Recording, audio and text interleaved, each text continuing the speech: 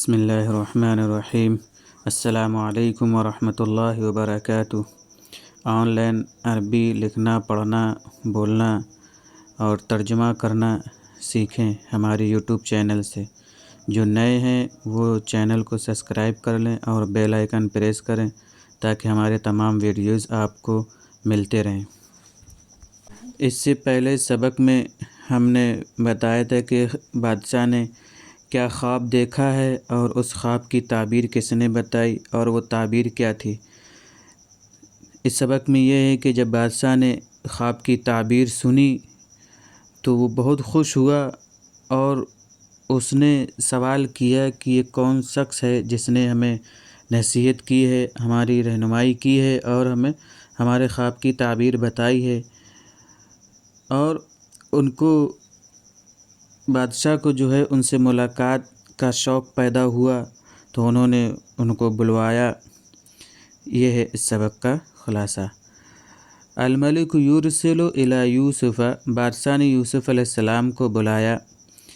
ولما سمع الملک هذا التأویل والتدبیر فرح جدا، اور جب بادشاہ نے اس تعبیر اور تدبیر کو سنا تو بہت خوش ہوا۔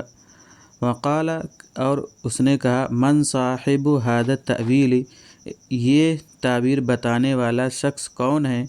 وقال الملک، بادشاہ نے کہا، من هذا الرجل الکریم، اور یہ نیک شریف شخص کون ہے؟ الذی نصح لها، جس نے ہمیں نصیحت کی ہے، ودل علی التدبیر، اور تدبیر پر بھی رہنمائی کی ہے۔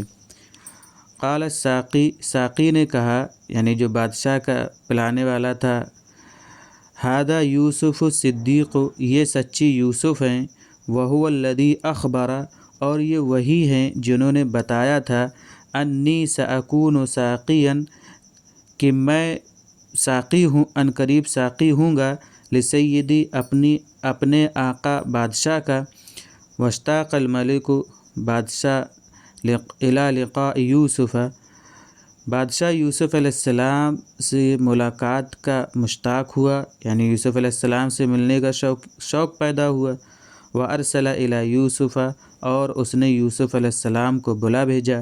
وقال الملک تؤنی بہ استخلصہ لنفسی، اور بادشاہ نے کہا کہ اس کو میرے پاس لے کر آؤ، یعنی یوسف علیہ السلام کو میرے پاس لے کر آؤ، استخلص لنفسی، تاکہ میں اس کو، یعنی ان کو اپنے لیے خالص بنا لوں، یعنی ان کو خالص کر لوں۔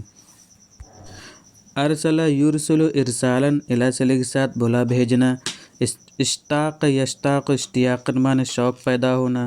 استخلص یستخلص، استخلاصاً کے معنی مخلص بنانا۔ نفس جمع نفوس، و انفس جان۔ یہ تھا آج کا ہمارا سبق اور اس کے معنی۔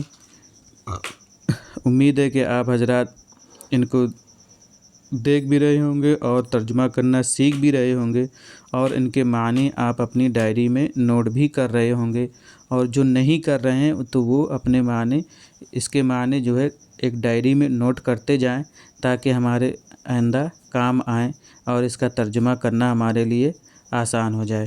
السلام علیکم ورحمۃ اللہ وبرکاتہ۔